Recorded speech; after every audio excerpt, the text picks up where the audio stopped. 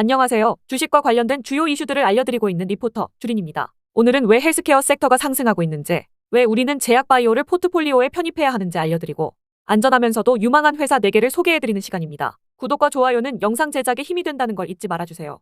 드디어 파월이 시장에 금리 인하의 강력한 시그널을 던졌습니다. 다음 달인 9월에 금리를 내리겠다고 사실상 공식 선언을 한 것이죠. 이로써 수년 동안 고물가를 잡기 위한 긴축의 시대가 막을 내릴 것으로 보입니다. 이제 9월에 금리를 B컷 0.5%를 내릴 건지 아니면 0.25%만 내릴 건지에 대해 관심이 쏠릴 것으로 보이고, 매크로 환경이 바뀜에 따라 투자 자산이 그에 맞게 이미 대이동을 하고 있는 중입니다. 금리 인하로 인해 수혜를 받는 대표적인 업종이 바로 부동산이죠. 미국의 부동산 펀드는 올해 4월부터 시작해서 가격이 올라오기 시작했는데, 금요일 파월 연설 이후 떡상을 한 모습이 보이시나요? 또 금리 인하 시기에는 성장주의 퍼포먼스가 상당히 좋아집니다. 그리고 그중 한 섹터가 바로 헬스케어죠. 역시나 올해 4월을 기점으로 헬스케어 쪽이 스멀스멀 올라오다가 8월부터 금리 인하 기대감이 반영되면서 오르는 각도가 그냥 대놓고 높아지기 시작합니다. 그리고 어제 우리나라 시장에 주목할 만한 일이 발생하죠. 바이오 회사인 알테오젠이 2차전지 회사들을 제끼고 코스닥 시가총액 1위가 된 겁니다. 2차전지 캐즘 구간, 그리고 금리 인하의 시작, 실적이 찍히는 바이오텍의 탄생, 이런 것들이 조합되면서 바이오 섹터가 상승을 향해 머리를 들어올리고 있고 상승점의 초입이라고 생각합니다. 그렇습니다. 이제 금리 인하 시기가 찾아왔고 바이오 섹터가 유망 섹터로 떠오르고 있으니 그에 맞게 포트폴리오의 일정 비율은 바이오 섹터 편입이 필요한 시점이라는 겁니다. 어쩌면 지금 시기가 남들보다 더 늦은 시점일 수도 있죠. 왜냐면 앞에서 보셨듯이 벌써 사람들은 금리 내릴 걸 예상해서 먼저 사고 있는 중이니까요. 하지만 지금도 늦지 않은 시기라고 생각합니다. 왜냐하면 지금은 금리 인하 사이클의 초입 시점이기 때문이죠. 우리나라도 바이오 헬스케어 섹터는 이미 올라가고 있는 상황입니다. KRX 헬스케어 지수는 4월 이후 상승을 지속하고 있는 상황이죠. 과거와 다르게 뻥카 바이오 회사들이 아닌 실적을 내는 찐 바이오 회사들이 많아지고 있는 상황에서 포트폴리오의 일부를 바이오 섹터에 투자하는 전략은 상당히 유효할 것이라고 판단됩니다. 많고 많은 성장주 중에 왜 하필 제약바이오냐? 라고 물어보실 수도 있는데요. 이 섹터는 경기와는 무관하게 꾸준한 실적을 기대할 수 있는 경기방어주죠. 꽤나 매력적인 섹터입니다. 그리고 지금 우리는 경기 침체 우려가 상당히 높은 구간에 있죠. 경기 침체 전에 얼른 금리를 내려야 한다는 말이 나오고 있는 상황에서 훌륭한 자산 도피처가 될 수 있습니다. 회사가 성장이라도 해버린다면 오히려 어려운 시기에 자산의 성장을 이룰 수도 있죠. 경기가 나빠지면 먼저 사람들의 소비가 줄어듭니다. 지출을 통제하게 되죠. 그럼 기업들은 제품이 팔리지 않게 되고, 이는 가격이나 비용 절감, 인건비 삭감 등으로 돌아오게 됩니다. 그러면 근로자가 쓸 돈은 더욱 줄어드는 악순환이 지속되는 거죠. 하지만 경기가 나빠져도 사람이 음식이나 약을 줄이진 않습니다. 다른 걸 줄여서라도 음식과 약을 사게 되죠. 이를 주가와 연결시킨다면 경기가 나빠지면 경기민감주는 소비가 줄어들면서 이익이 감소하지만 경기방어주는 경기가 좋고 나쁘고는 모르겠고 그냥 꾸준히 음식과 약이 잘 팔리면서 이익이 난다는 것이죠. 판매하는 약의 매출이 증가 추세라면 경기가 안 좋은데도 나홀로 성장하는 프리미엄까지 받을 수 있습니다. 그리고 바이오 섹터는 글로벌 메가트렌드라서 꾸준히 성장할 수밖에 없죠. 물론 산업의 성장과 기업의 성장은 별개이기 때문에 무작정 덤비면 안 되는 거 알죠? 우리 형들은 잘 알고 있을 거라고 믿습니다. 그럼 현재 시점의 향후 실적 증가로 인해 회사 체력과 레벨이 달라질 것으로 보이는 바이오텍 4종목을 알려드리겠습니다. 실적도 없는데 기대감만 있는 바이오 회사가 아닌 현재 돈을 벌고 있고 앞으로 더 많이 벌 수 있는 회사들입니다.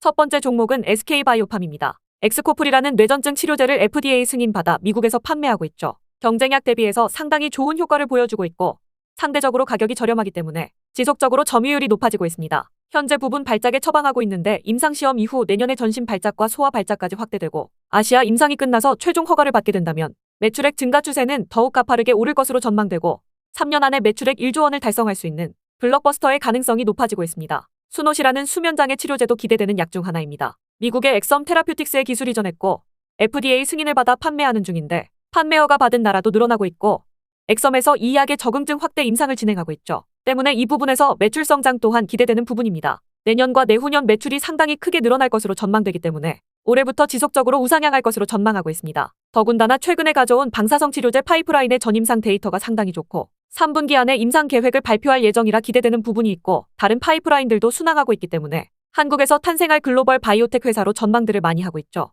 SK증권의 이선경 연구원님은 목표 주가를 14만 원을 제시했는데 이는 12개월 선행 PER 35배를 적용하여 산출한 것입니다. 이익이 없어 DCF 방식으로 주가를 산정하는 적자 회사와 접근론을 달리한 것이죠. 저는 14만 원이 그렇게 어렵게 도달할 만한 가격은 아니라고 생각합니다. 다음 회사를 볼까요? 두 번째 종목은 유한양행입니다. 최근에 유한양행에서 글로벌 제약사인 존슨앤존슨의 자회사인 얀센에 기술 수출한 레이저 티닙, 국내 상품명 렉나자라는 항암제가 미국 FDA 승인을 받았죠. 국내 항암제가 미국에서 승인을 받은 건 대한민국에서 첫 사례입니다. 렉나자는 리브리반트라는 약과 함께 비소세포폐암 환자에게 1차 치료제로 처방을 허가받았습니다. 현재 제일 잘 나가는 비소세포폐암 1차 치료제는 영국 글로벌 제약사인 아스트라제네카가 개발한 타그리소라는 약인데요. 타그리소의 작년 글로벌 매출이 약 7조 7천억 원입니다. 엄청난 약이죠. 그런데 이타그리소보다 렉나자와 리브리반트를 병용했을 때 효능이 더 뛰어납니다. 단독요법에 대해서도 존슨앤존슨과 논의 중이라고 하고요. 존슨앤존슨은 렉나자가 미국에서 매년 50억 달러, 원화로 약 6조 5천억 원의 매출이 기대된다고 말했죠. 단숨에 블록버스터 약이 될 가능성이 있다는 겁니다. 그리고 이 매출 기반으로 유한양행은 10에서 15% 수준의 로열티를 받게 되죠. 이 로열티 금액만 약 3천억 원 수준이 될 것으로 예상되고 있습니다. 그리고 이를 바탕으로 기존 파이프라인 개발과 오픈 이노베이션을 더 확대할 것이고 한두 개의 성과가 추가로 나온다면 유한양행도 드라마틱한 성장을 보일 것으로 예상합니다. 증권업계에서는 목표가를 11만 원에서 13만 4천 원 수준으로 리포트가 나와 있는 상황인데 이후에 매출이 발생되면 그 부분 반영해서 리레이팅할 가능성이 높을 것으로 보입니다. 세 번째 종목은 ST팜입니다. ST팜은 글로벌 탑3 안에 드는 올리고 CDMO, 위탁 개발 생산 기업이면서 동시에 신약 개발 기업입니다. 올리고를 대량으로 생산이 가능한 곳은 현재 전 세계에 세 곳밖에 없죠. 이런 상황에서 올리고액산 의약품 시장의 성장 그리고 미국의 생물보안법으로 인한 파트너십 확장 기대로 인해 ST팜이 중장기적으로 수혜를 입을 수 있는 구조가 이뤄진 겁니다. 일단 독점으로 올리고를 생산하는 제론사의 신약 나이텔로가 승인을 받고 1차 치료제로 등재됐습니다. 타겟 시장은 약 35억 달러, 원화로 약 4조 5천억 원 수준인데 점유율 20에서 30%를 목표로 하고 있습니다. 그리고 노바티스의 고지혈증 치료제 렉비오의 공급 물량이 2배나 증가했죠. 8월 14일 공시 내용을 보면 2024년 하반기에서 2025년 말까지 공급 물량을 864억 원을 계약했는데 이는 2023년 매출액의 30%에 해당합니다. 더군다나 렉비오의 성장이 지속될 것으로 예상되기 때문에 공급 물량 또한 늘어날 것으로 전망하고 있죠. 중요한 건 라이텔로와 렉비오 이후로도 상업화 예정인 올리고액산 의약품이 줄을 서 있다는 겁니다. 때문에 ST팜의 올리고 CDMO 분야 매출의 증가는 어느 정도 담보된 상황인 거죠. 결국 주가의 움직임에서 고려해야 할 변수는 성장률과 시간일 겁니다. 또한 미국의 생물보안법으로 인해 수혜를 볼 것으로 예상되는데요. 벌써 이 수혜는 시작됐습니다. 세계 10위 안에 드는 글로벌 제약사와 원료 공급 계약을 한 것이죠.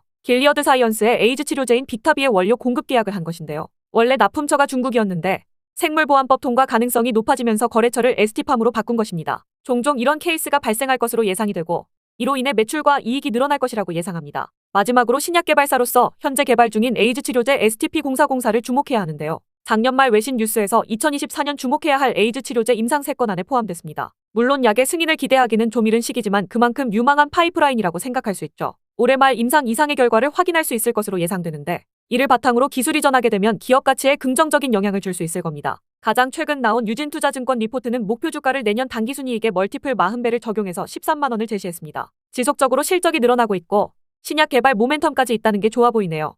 마지막 종목은 셀트리온입니다. 우리나라를 대표하는 바이오시밀러 의약품 개발 회사죠. 현재 셀트리온의 주가 모멘텀은 하반기부터 성장할 비장의 무기 진펜트라의 미국 매출, 내년부터 법 개편으로 인한 바이오시밀러 시장의 확대, 그리고 추가 파이프라인의 상업화입니다. 진펜트라는 현재 판매하고 있는 램시마의 SC타입, 그러니까 피부 밑에 주사하는 약입니다. 이 약의 오리지널 제품은 존슨앤존슨의 레미케이드인데요. 존슨앤존슨이 SC타입을 개발하려 했지만 실패했는데 셀트리온이 성공한 것이죠. 이 약은 유럽 시장에서만 벌써 3천억 원이 팔린 약인데요. 드디어 이 약이 최대 시장인 미국에 입성했습니다. 내년 목표 매출만 1조 원을 잡은 블록버스터 가능성이 높은 약입니다. 기존의 정맥 주사로 맞아야 했기 때문에 미국 시장에서 투약을 받기 어려웠지만 SC제형이 개발됐고 이제 이런 한계를 극복할 수 있게 됩니다. 당분간 경쟁자도 없습니다. 시장에 출시되거나 출시 여부가 공개된 SC타입의 바이오시밀러가 없는 상태죠. 특허까지 등록해서 2038년까지는 제형에 대해 독점 권리를 가지고 있고 투여법 특허까지 등록되면 2040년까지 특허 방어를 할 수 있습니다. 시장을 빨리 잠식해 나갈 거라고 예상됩니다.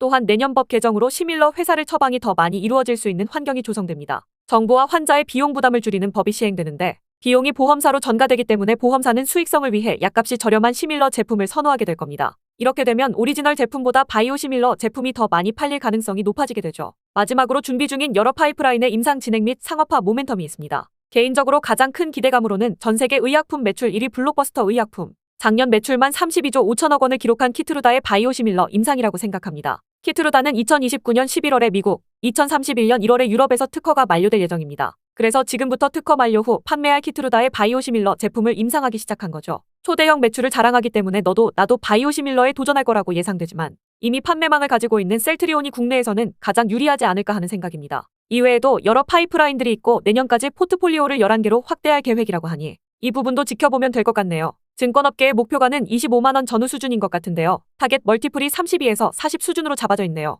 오늘은 바이오 섹터에 투자해야 하는 이유와 유망한 4개 회사를 소개해드렸습니다. 금리 인하 사이클이 진행되는 동안 보유하면 꽤 쏠쏠한 수익이 나올 것 같아요. 여러분의 구독과 좋아요는 이주린이가 영상 제작하면서 커피 한 잔 사 먹는데 큰 도움이 됩니다. 시청해주셔서 고맙습니다.